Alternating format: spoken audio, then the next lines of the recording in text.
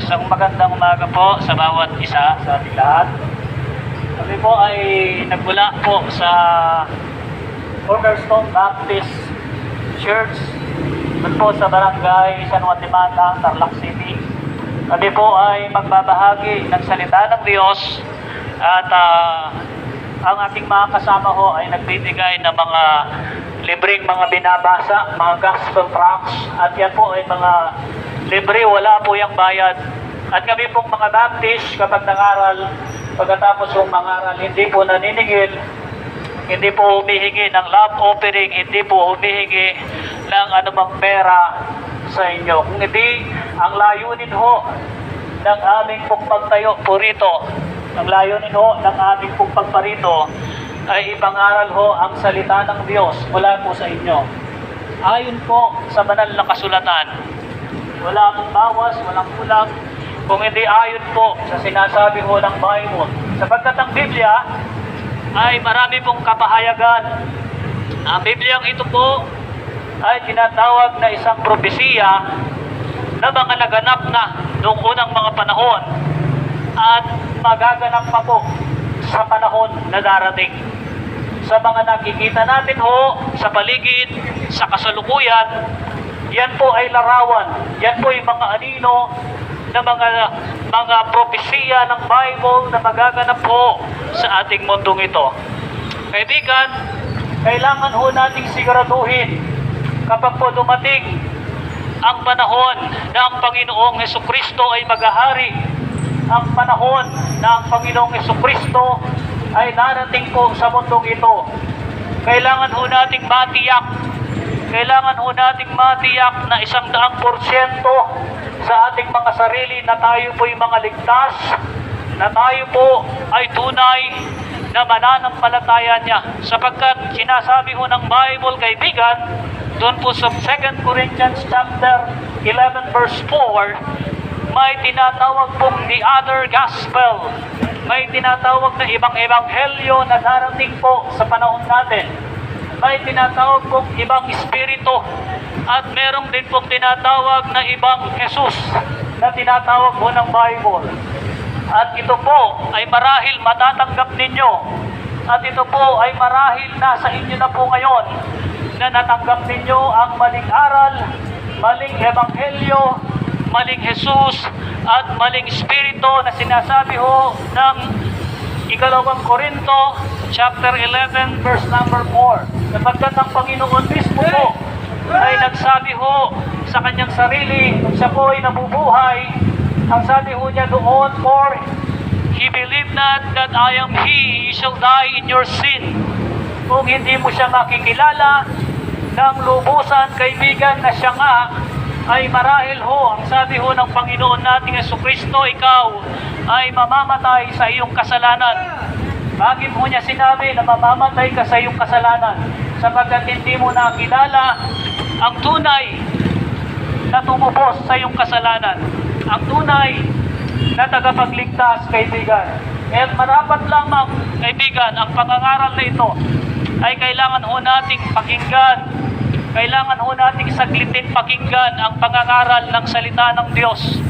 Hindi po kasi ang kaligtasan ay patungkol sa relihiyon, sapagkat naglalakihan ho ang mga relihiyon ngayon at nagpapayaman sila, ang mga leader nito, at ang kanilang ipinapangaral ay mga ebanghelyo kung saan ay tinatawag na prosperity gospel.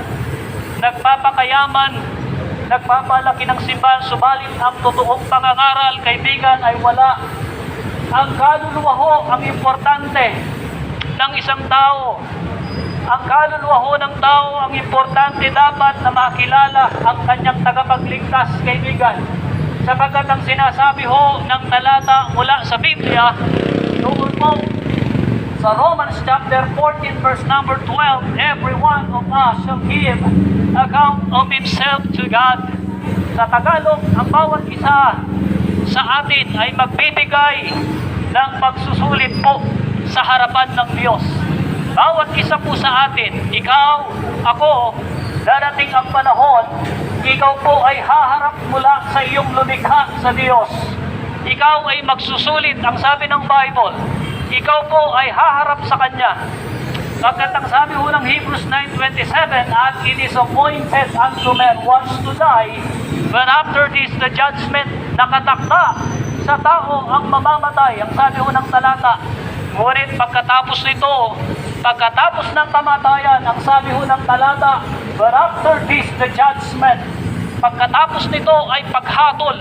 Pagkatapos nito ay paghuhukom. Ang sabi ho ng talata ng Biblia, kaibigan. Sa makatwid, kaibigan, ang bawat isa sa atin ay mamamatay. Ang bawat isa sa atin ay may nakatakdang panahon, oras ng kanyang kamatayan. At pagkatapos ng kaganapang ito, kaibigan, ang sabi ng Bible, pagkatapos nito ay paghuhukom. Pagkatapos nito ay kahatulan.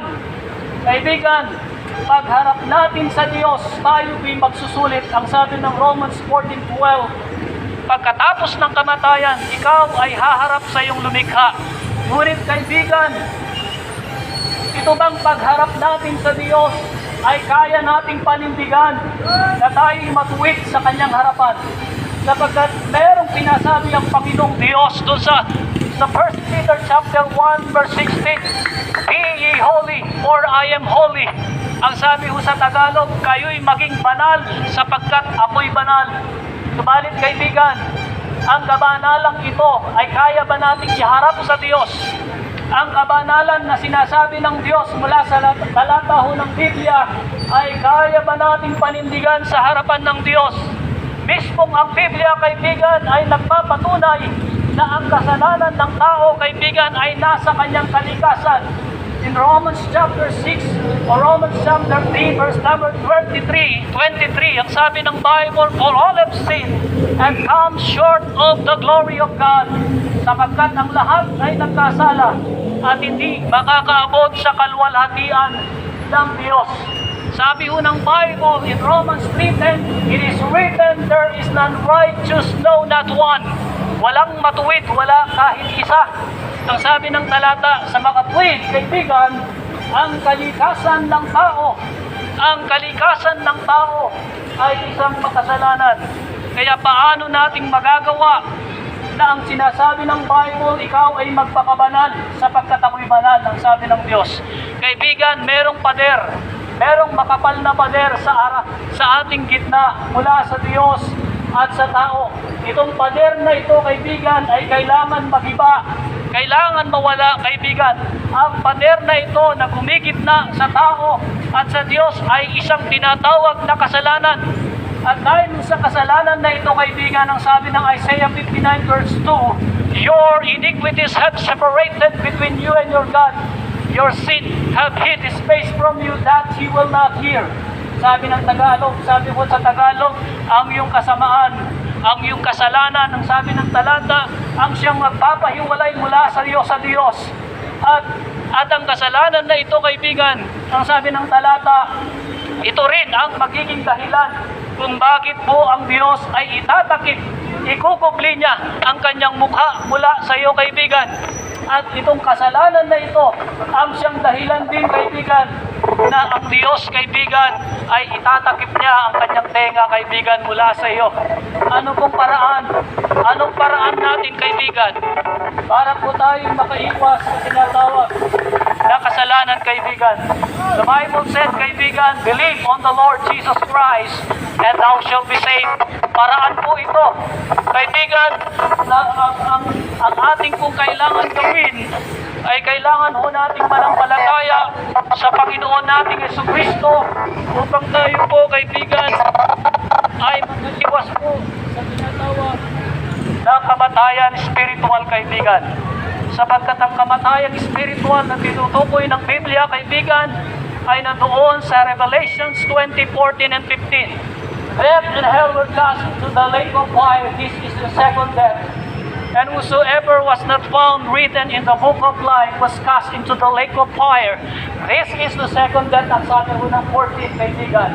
Ito ay ikalawang kamatayan, kaibigan, na kailangan mong iwasan, kaibigan. Sapagkat ang unang kamatayan ay tinatawag na physical na kamatayan. Yung ating katawan kung saan ibubulol, kung saan ililibing, kung saan ito po'y mabubulok at magbabayad sa kasalanan. Sapagkat ang lahat ay nagkasala at kailangan po niyang bayaran ang kanyang kasalanan. Kaya po ang tao po ay mamamatay sa physical, subalit kaibigan ang kailangan nating iligtas sa iyong sarili ang iyong kaluluwa. Tanging ang Panginoon lamang, Jesucristo, ang siyang makakagiba doon sa makapal na pader na ito na tinatawag na kasalanan, kaibigan.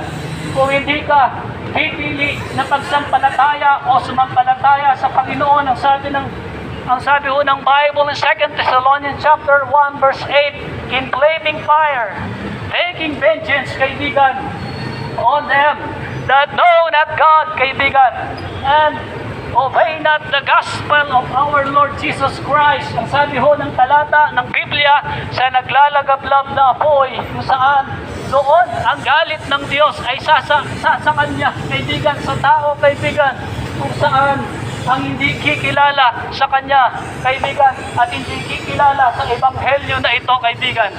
Ang ebanghelyo ng ating Panginoong Jesucristo, kaibigan, ang ebanghelyo ng kaligtasan, ito yung tapos na gawa mula doon sa krus ng Kalbaryo para ikaw ay matubos niya, kaibigan.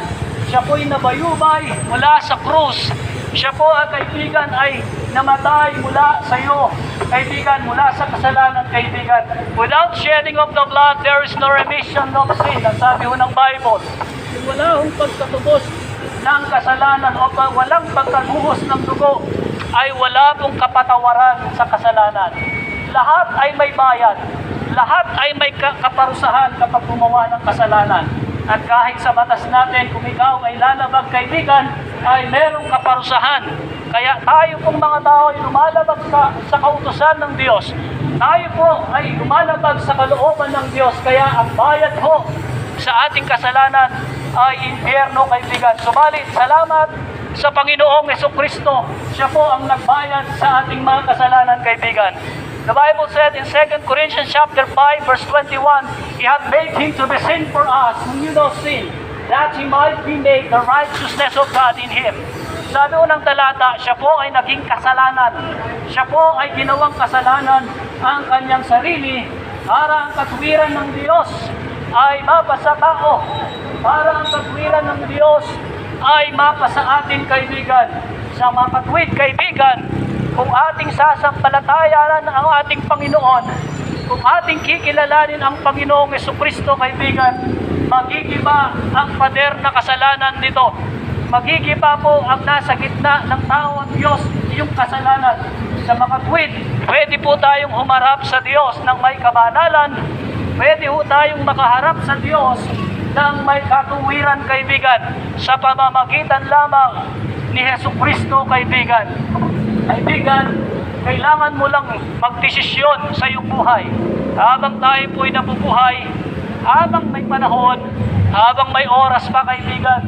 Sinasabi ko ng talata, kaibigan, ni Ecclesiastes 12, remember thy Creator in the days of thy youth, while the evil day come not, nor the year groweth nigh, when thou shalt say, I have no pleasure in them.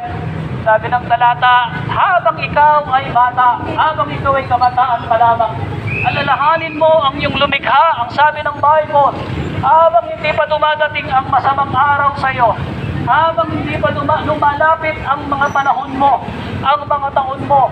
Sabi ng Bible, kaibigan, ang tinutukoy ng talata, habang hindi ka pa tatanda, habang hindi ka pa mahina, habang hindi ka pa mamamatay, kaibigan, habang hindi ka pa nagkakaedad, kailangan mong alalahanin ang iyong lumikha habang ikaw ay kabataan pa lang, malakas pa, kaibigan, sapagkat sabi unang talata, when thou shalt say, I have no pleasure in them. Lahat po ng meron ka, ang sabi ng Bible, hindi masasabi mo, wala ka ng kagustuhan, kasiyahan sa mga bagay na ito.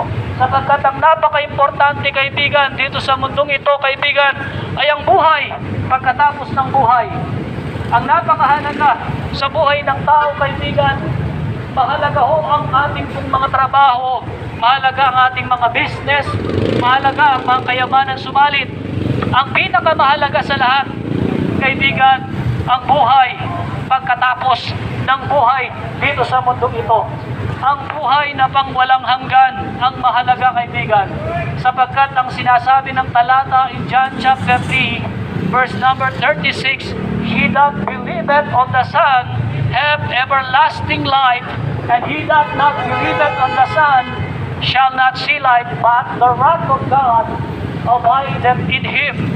Sabi ng Tagalog, kaibigan, kung hindi ka sasampalataya sa Panginoon Jesucristo, ikaw, kaibigan, ay hindi makakakita ng buhay, kundi ang kagalitan ng Diyos ay mapapasayo. Kung ikaw naman ay pipili na sasampalataya sa Panginoong Jesucristo, ang sabi po ng talata, ikaw ay makakakita ng buhay. Sabi po ng Bible, kaibigan, sa panahon natin ngayon, in John chapter 1 verse 29, Behold, the Lamb of God which taketh away the sins of the world. Sabi po ng Bible, masdan ang kordero ng Diyos, ang siyang mag-aalis ng kasalanan ng sanglibutang ito, kaibigan. Sapagkat ang korderong tinutukoy ng Biblia, kaibigan, ay walang iba kung hindi ang Panginoong Jesucristo.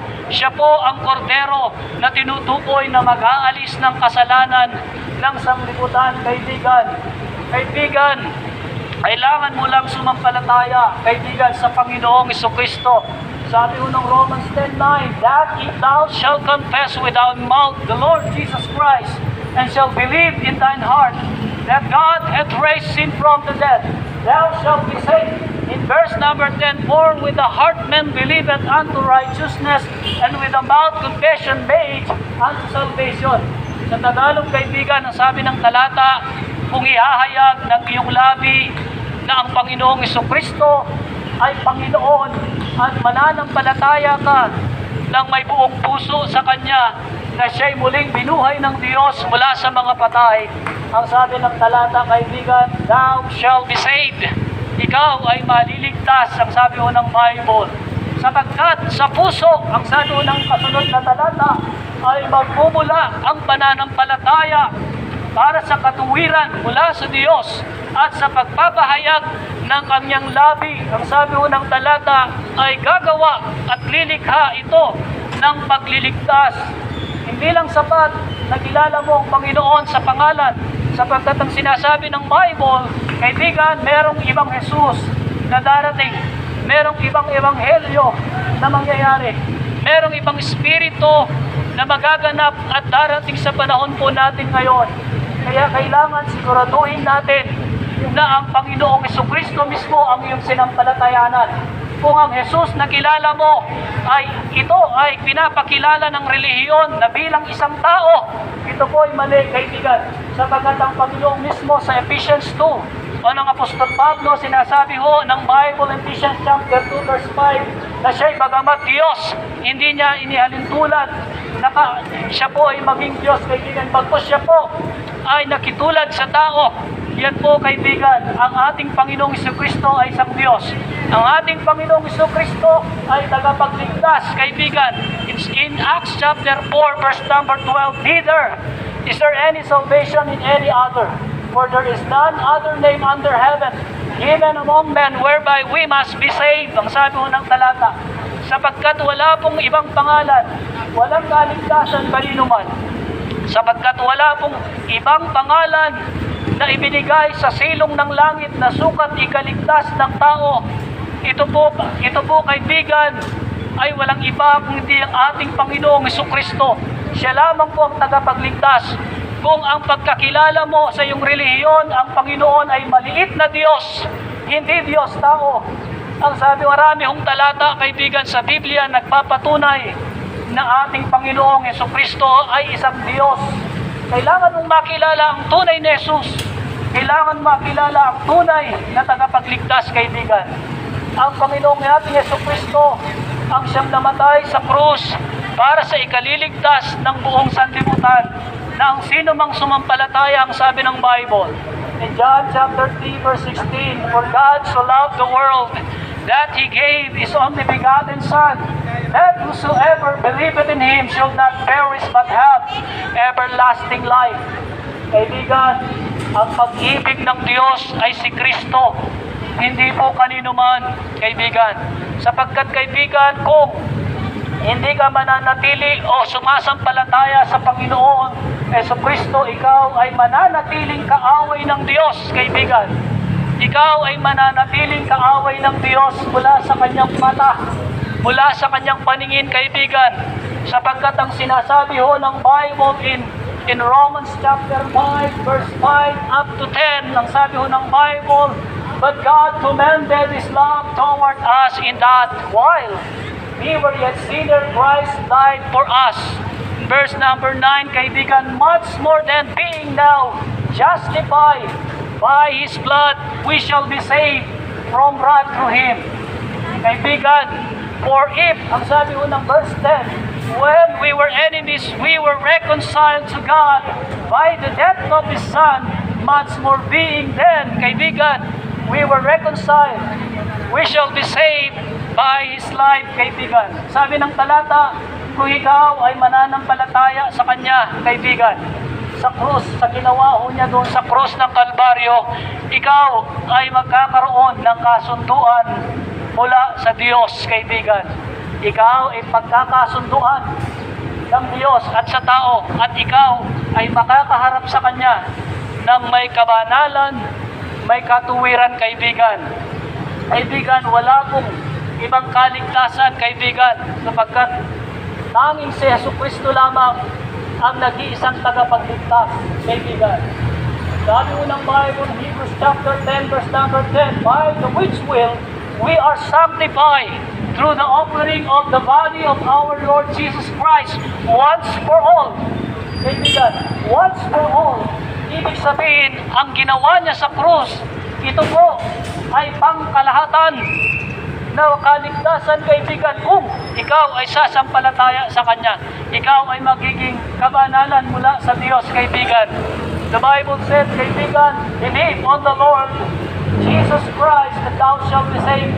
In Acts 16 verse 31, ikaw ay sumampalataya sa Panginoon nating Jesucristo, ikaw ay magkakaroon ng buhay na walang hanggan, kaibigan. Sumampalataya ka, kaibigan, sa Panginoon, sapagkat kung ikaw ay pipili na manampalataya sa Kanya, ang sabi mo ng Bible doon sa John 1:12, but as many as received Him, to them gave He power to become the sons of God, even to them that believe on His name. Ang karamihan na sumasampalataya, ang sabi sa Tagalog, kaibigan, sasampalataya at ikilala sa Kanyang anak, sa ating Panginoong Jesucristo. Sabi ng Bible, ikaw ay bibigyang karapatang maging anak ng Diyos, ang bawat sumasampalataya sa Kanya, kaibigan. Therefore, if any man be in Christ, is a new creature. All things are passed away. Behold, all things are become new. Ang sabi ho ng talata mula sa unang Korinto, kaibigan, ang lahat ng mga bagay sa iyo ay magiging bago kung ikaw ay tunay na sasampalataya sa Panginoon. Kung ano man meron ka na isang makasalanan, kaibigan, yan ay mababago, kaibigan. Ikaw ay magiging anak ng Diyos. Ikaw ay saselyuhan ng banal na Espiritu, kaibigan. Believe on the Lord Jesus Christ bilang pangwakas, kaibigan. Sumampalataya sa Panginoong nating Jesucristo, ikaw ay magkakaroon ng buhay na walang hanggan. Maraming salamat po, mga kaibigan.